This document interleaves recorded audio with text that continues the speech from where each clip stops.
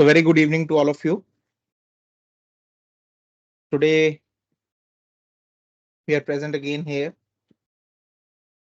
with the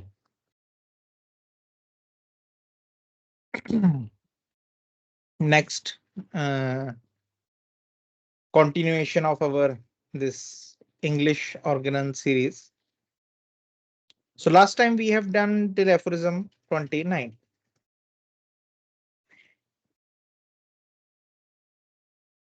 Last time we have tried to understand how basically the homeopathic medicines they cure the organism from natural diseases.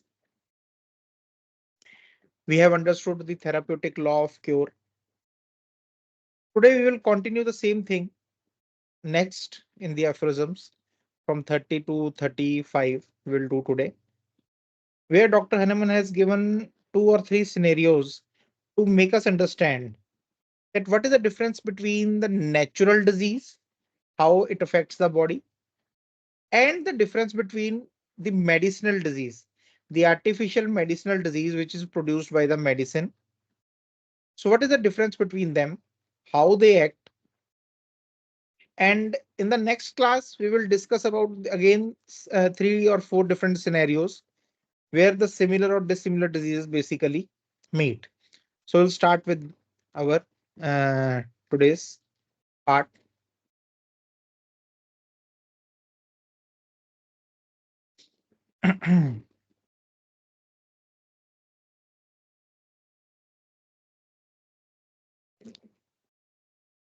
So aphorism 30.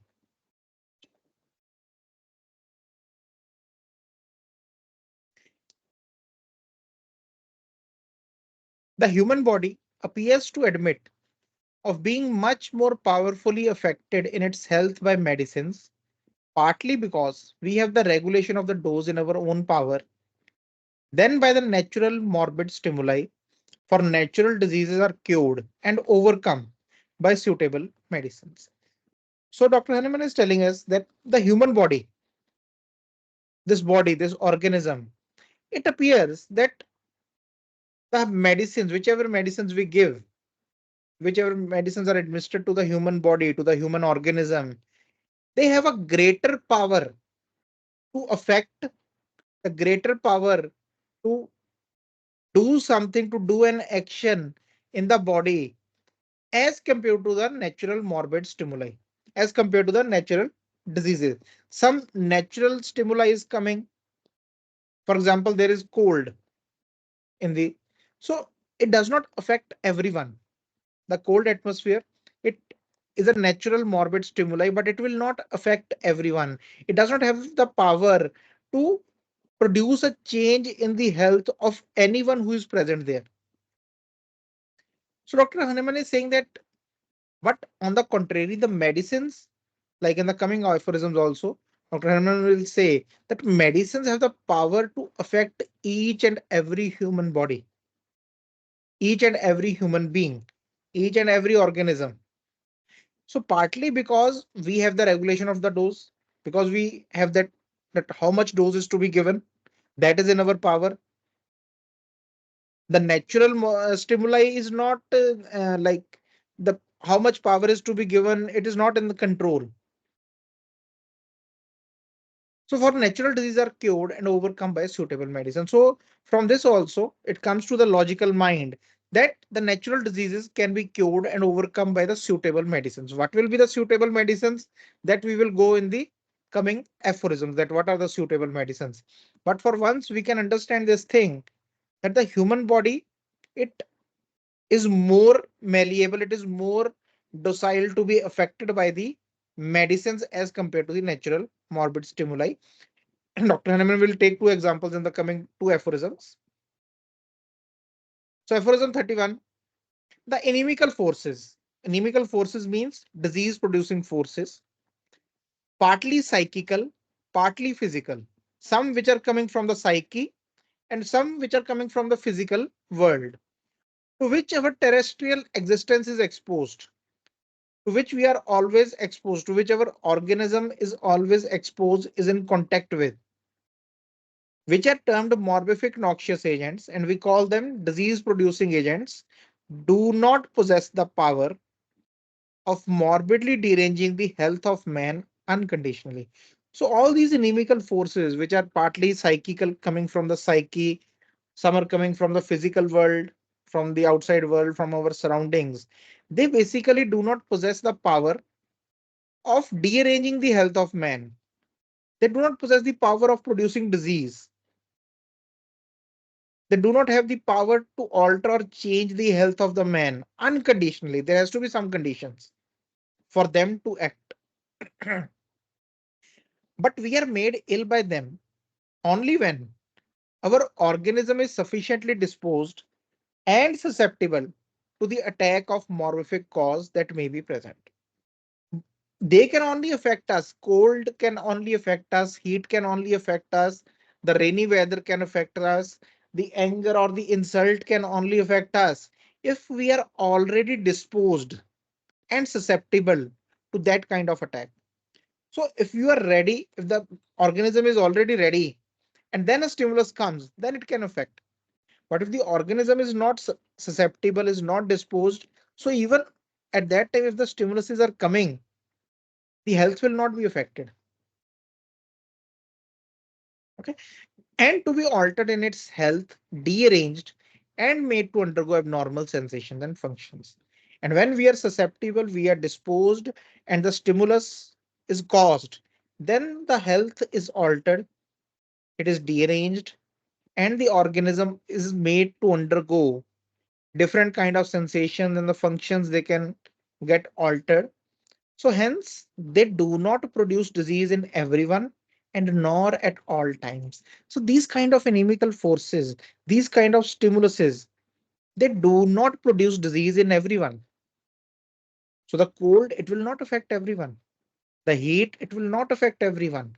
Only those people who are already susceptible, who are already ready inside to get affected by these kind of things, they will only produce these symptoms. They will only get deranged, the health will be altered.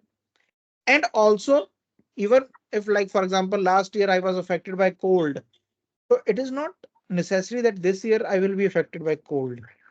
So they will not affect you at all the times. If this year I am not susceptible, I have gained my the immunity is more strong, I am more strong, the disposition to get affected by the cold is gone by some kind of medicine or on its own, then that cold will not affect me this time.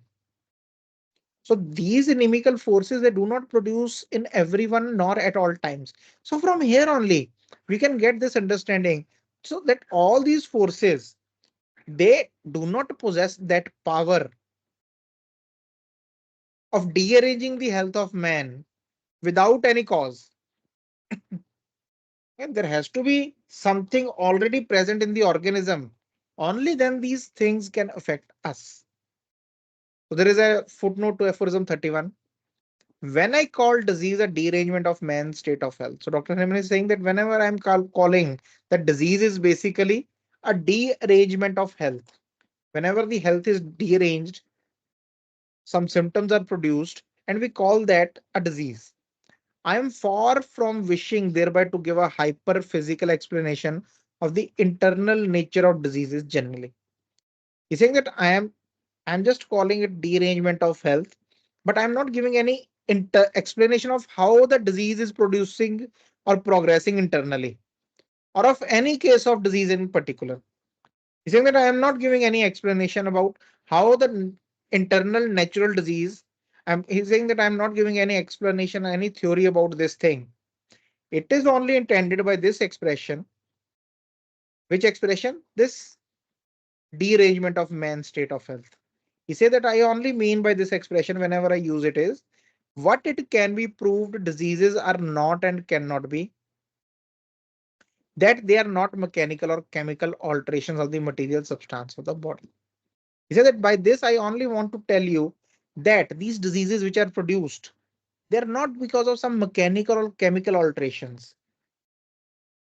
It is not the alterations of the material body that is producing the disease, but there is something already present in it, which is showing its effect in the form of matter and not dependent on a material morphic substance. So it is also not dependent upon some kind of material morphic substance, but that they are merely spiritual dynamic derangements of the life. So they are more of dynamic derangements of the life. So whenever in the life of a human being, something gets dynamically deranged, the health will also start getting deranged. It is as simple as that. So when the health will get deranged, then we will see the alterations in the material part of the body, in the tissues, in the cells, in the organisms, in the enzymes, in some chemical part of the body. So, but keeping an understanding that the lack of something or the increase of something, that the TSH is increased or decreased, this is the disease, that is a very wrong thing to understand. That is not the disease, that is the effect of the disease. Disease has already started. Disease has already started when the patient started becoming disposed and susceptible. Then only these things can had started affecting us. So aphorism 32. So first, in the aphorism 31, Dr. Hahnemann has told us that the natural, the inimical forces, the disease producing forces, they have a limited sway on the human economy. They have limited control over the human economy. They can only affect us when we are disposed or susceptible. But it is quite otherwise with the artificial morphic agents, which we term medicines. But with the medicines, it is not like that. Every real medicine, namely, acts at all times under all circumstances. So any real medicine, which we call a medicine, it will always act and it will act under all the circumstances on every living human being. And it acts on every living human beings and produces in him its peculiar symptoms, distinctly perceptible if the dose be large enough. So he's saying that if you give the medicine to a person, it will always act. And if you want to see perceptible symptoms, what kind of symptoms it is producing, then the dose has to be large enough. It should be good large dose. And you can see those perceptible symptoms. And it acts in under all the circumstances. It is not that the patient or the person has to be susceptible or disposed first, only then the medicine will act. No, medicine will act in on all the under all the circumstances on every living human being, so that evidently every living human organism is liable to be affected.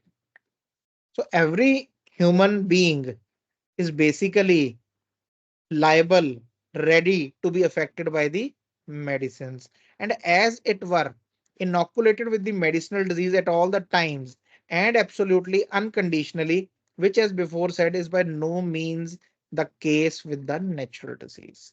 And all these medicinal substances, they have this power to produce some symptoms, some morbid symptoms, to produce the medicinal disease at all the times and unconditional. There is no condition required for it. So that is not the case with the natural disease. So this tells us basically that the medicine, because here Dr. Hahnemann is trying to establish this fact that when you are going to give some medicine, how do you know that it is stronger than the natural disease? How do you know this thing? I'm going to give a medicine, but so how do I know that that natural disease is not more stronger? Because the therapeutic law says that the weaker dynamic affection will be extinguished by the stronger one. So how do I know that it is stronger? The medicines. So here Dr. Hahnemann is trying to explain that thing, that the natural disease, the power of natural disease can be understood from this fact that it needs certain conditions to act on every human being. If there is cold, it cannot affect everyone. If there is heat, it cannot affect everyone. The change in weather will not affect everyone. So there is something already present in the human being which makes them to affect it, which is not the case with the medicinal diseases, the disease or the symptoms the medicine produces.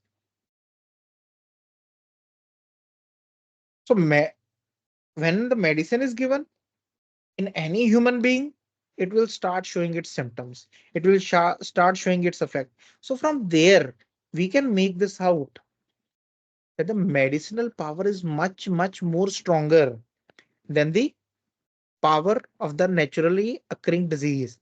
One thing, because we can control the dose of the medicines.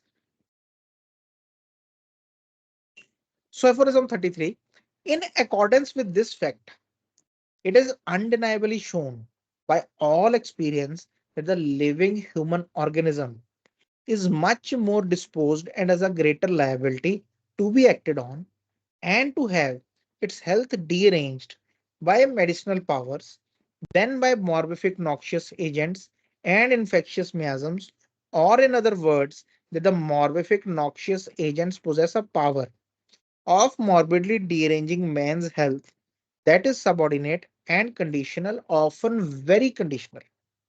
So he's saying that from this fact, from these facts of aphorism 30, 31, and 32, we can make an understanding. It is undeniably shown. We cannot deny it by all the experience that the living human organisms, they are much more disposed and greater liability to be acted by the medicinal powers. That medicinal powers have more power to act on the health of human organism. And this has been seen in provings. If you take 10 patients who are healthy and you give sulfur to all of them in little larger doses, you will see all of them will produce more or less symptoms of sulfur. They all will produce it. So from there, we can understand that although these symptoms are never naturally produced in these patients, any kind of natural disease has never produced these kind of symptoms in the patients, which the sulfur, when given, when administered to the person, and it altered the state of the health. So from here, we can understand that the medicinal powers are much, much stronger than the power of the diseases which are produced by the morbific noxious agents or the miasms. Because for them to act, for the disease producing agent, the natural disease producing agents to act on a human body, they need conditions. They need certain conditions. It should be present in the human body. For example, I was talking with some of my students yesterday or day before yesterday, because we were discussing stramonium and I think phosphorus, something like that. And it came and the thing that, you know, to see a ghost, to see a demon, like some people say that I see a ghost, I see a demon. They, the image should already be present in your mind. It should be there. Only then you can see it. So you have to be first ready to get affected by that thing. That is a condition.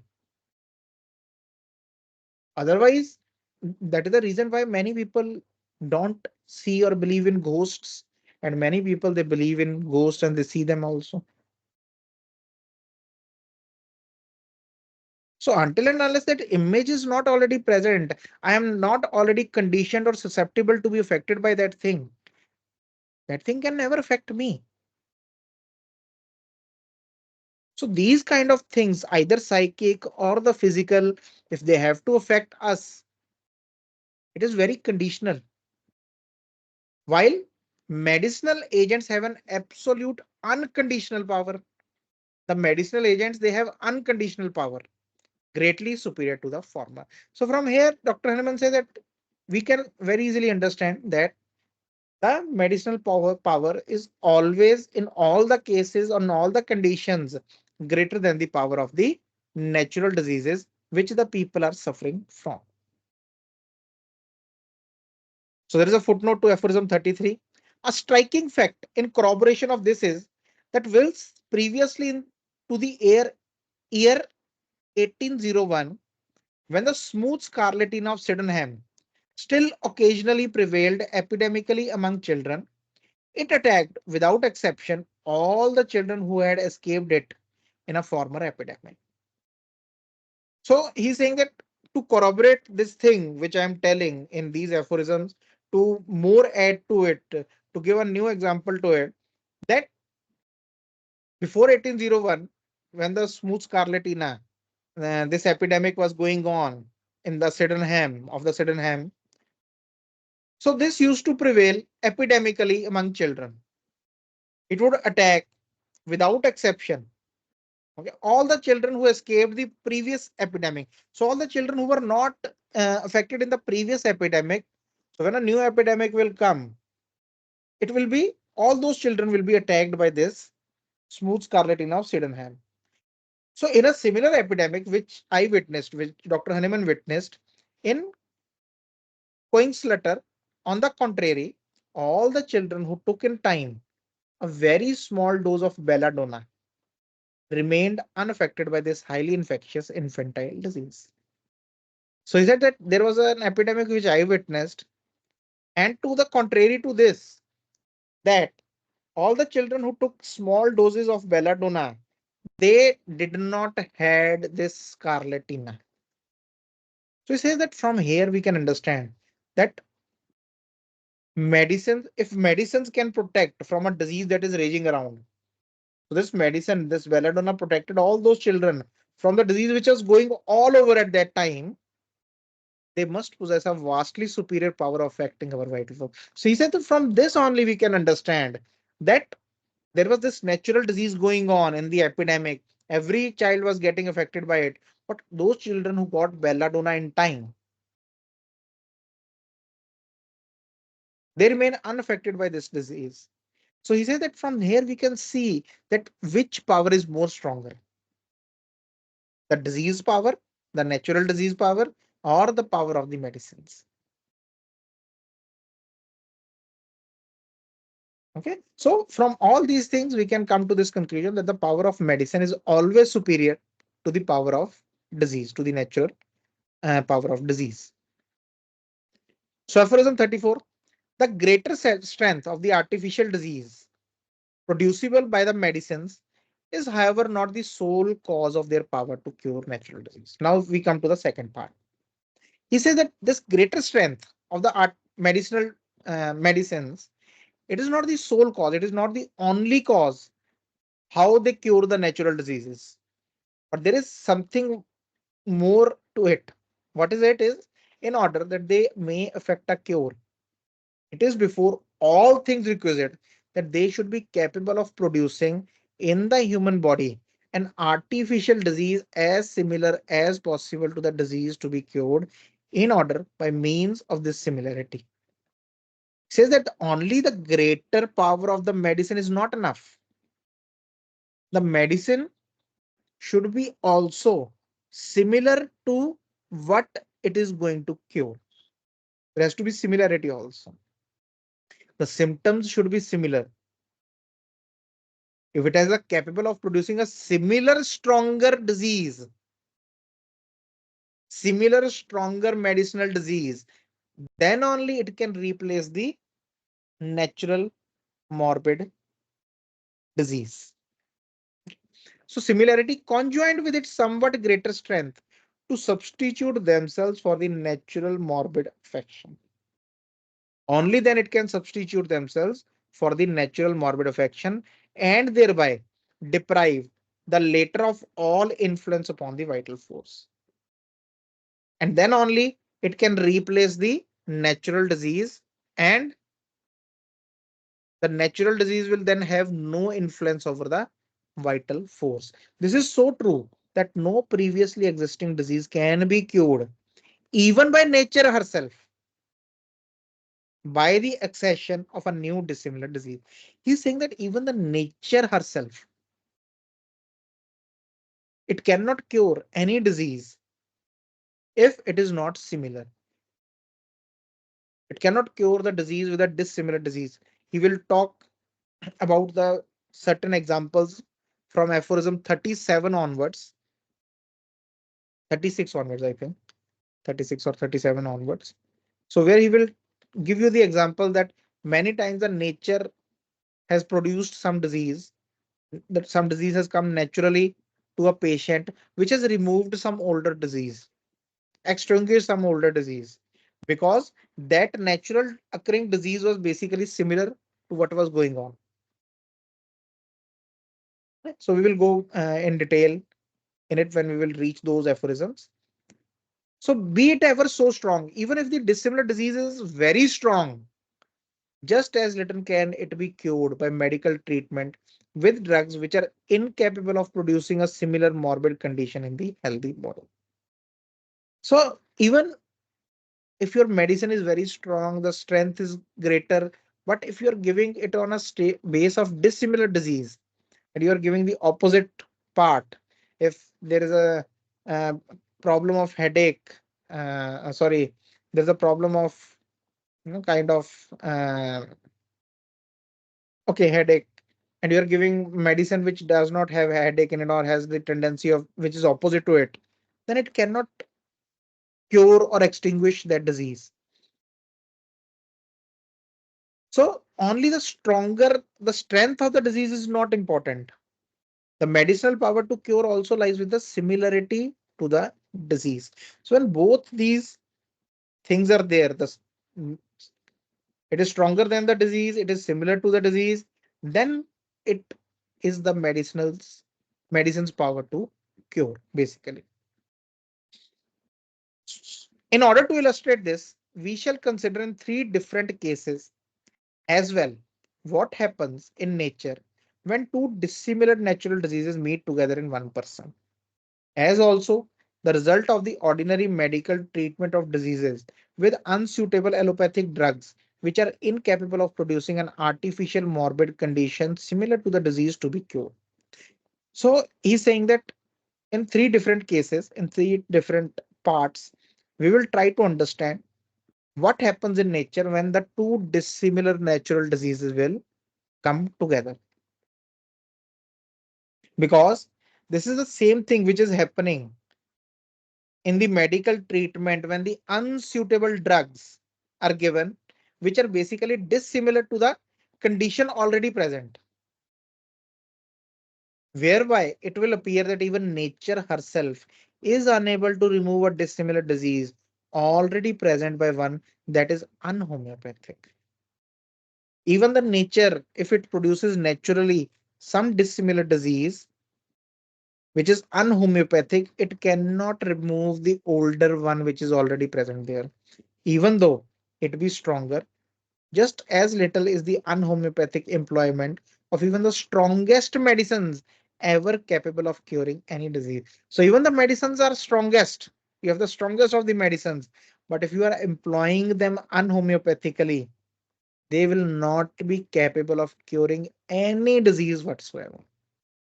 Right? So there will be different illustration scenarios which Dr. Hahnemann will take us through till aphorism 40-41.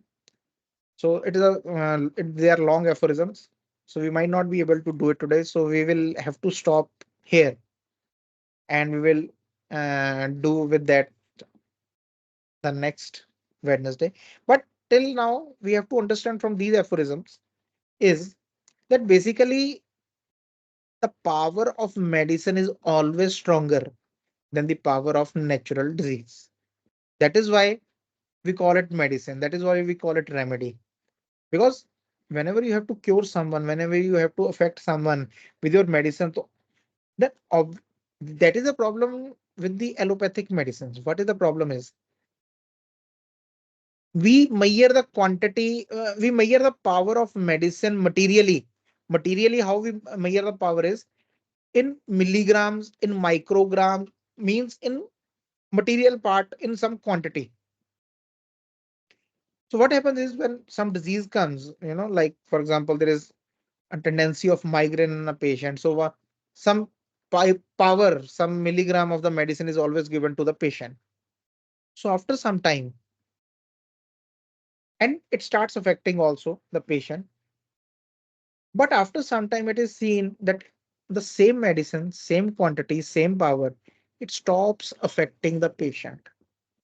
Whenever the migraine attacks comes now, the same medicine does not have the power to cure it. Or cure means subside it or temporarily suppress it or palliate it. So then the power has to be increased. Then after some time, the palliation is difficult. Then the salt has to be changed, which is having a different kind of reaction on the body. So because we are producing this, it is not that the medicine is not affecting, it is affecting initially, but it is also making the natural disease stronger because of the dissimilarity. This is what the Dr. Hahnemann will tell us, that why the disease they keep on becoming stronger. Why the medicine which was affecting the patient, it has not stopped affecting.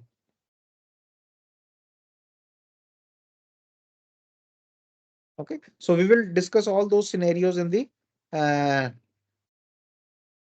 next class. So if you have any questions regarding till now, till aphorism 35, you can ask me, you can send me, message me, we can talk about those things. Because this theoretical part, this is very important to make a platform on which our practical part will evolve.